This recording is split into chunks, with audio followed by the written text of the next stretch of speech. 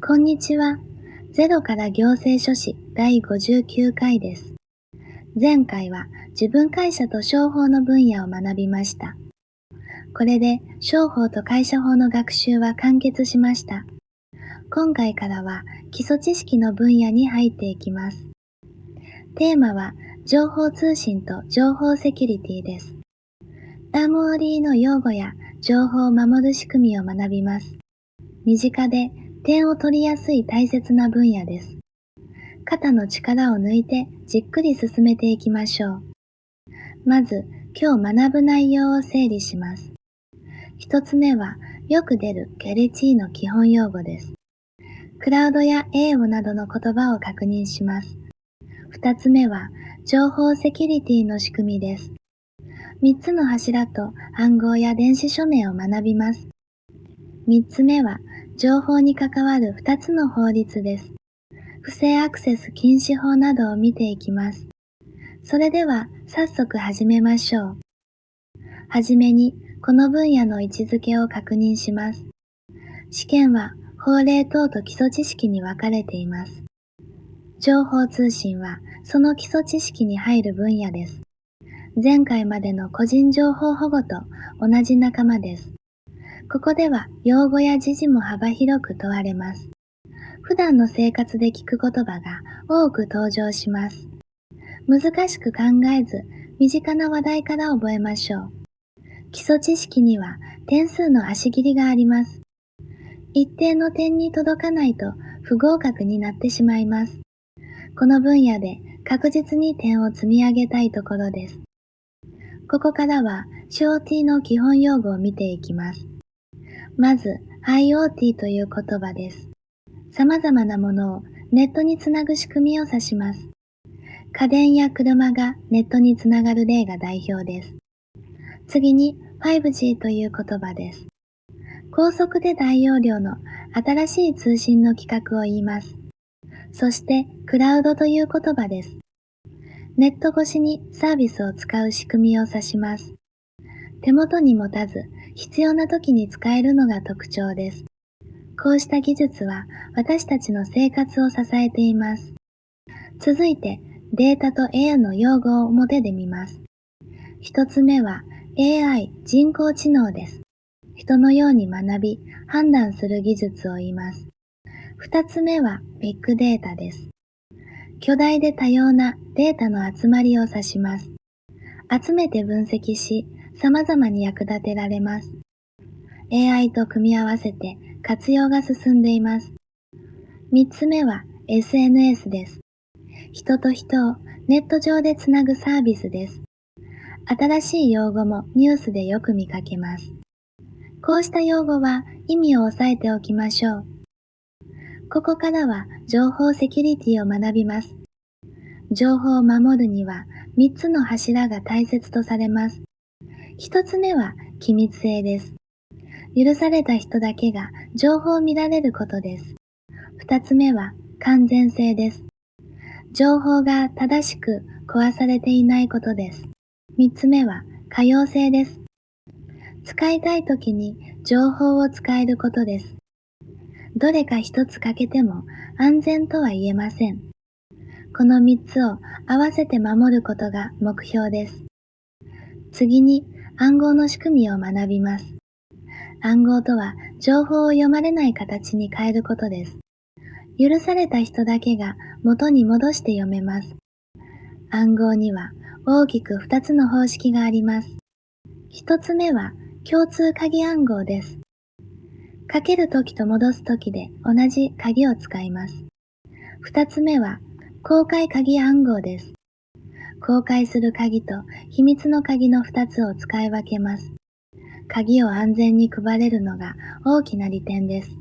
どちらも大切な情報を守るために使われます。2つの暗号方式を表で比べてみます。共通鍵暗号は同じ鍵を使う方式です。処理が早い一方、鍵の受け渡しに注意がいります。公開鍵暗号は2つの鍵を使い分ける方式です。鍵を安全に配れますが、処理には時間がかかります。それぞれに長所と短所があります。安全と速さのバランスが大切になります。場面に応じて組み合わせて使われます。続いて本人確認の仕組みを学びます。まず、電子署名です。電子の文書が本人のものだと示す仕組みです。紙のハンコやサインに当たる役割を持ちます。次に認証の仕組みを見ます。多要素認証は複数の方法で本人を確かめます。パスワードに加え、スマホなどを使う方法です。一つが破られても、なりすましを防ぎやすくなります。生体認証は指紋や顔などで確かめる方法です。本人になりすます不正を防ぐための仕組みです。ここからは2つの法律を学びます。まず、不正アクセス禁止法です。この法律は不正なアクセスを禁止しています。他人のOGD やパスワードを使う行為が代表です。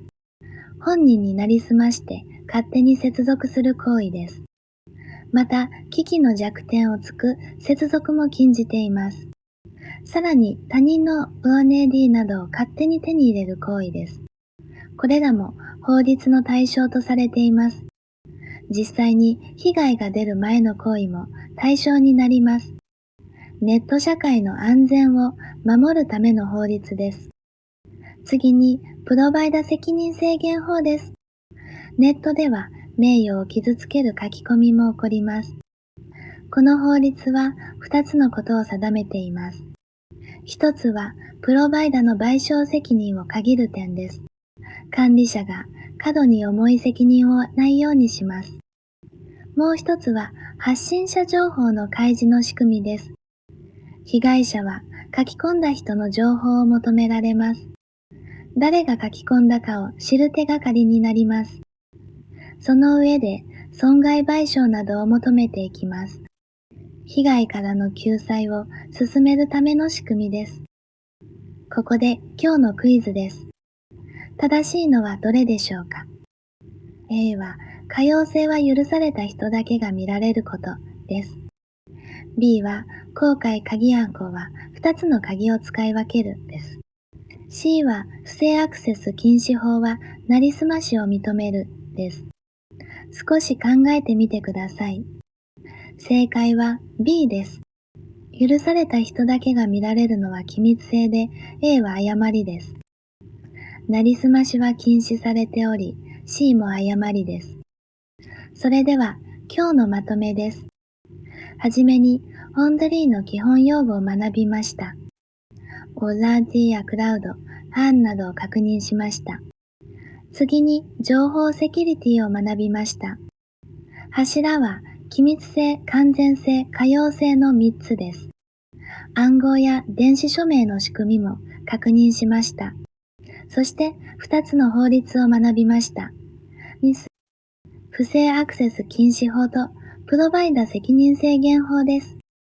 用語と柱を繰り返し復習しておきましょう。ここまで情報通信の分野を学びました。イオンデンティの用語と情報を守る仕組みを見てきました。情報に関わる2つの法律も確認しました。次回も情報通信の分野を続けます。テーマはデジタル関連法と情報公開です。行政手続のデジタル化や情報公開制度を学びます。今日の内容もしっかり復習しておきましょう。高評価とチャンネル登録でこれからも一緒に頑張りましょう。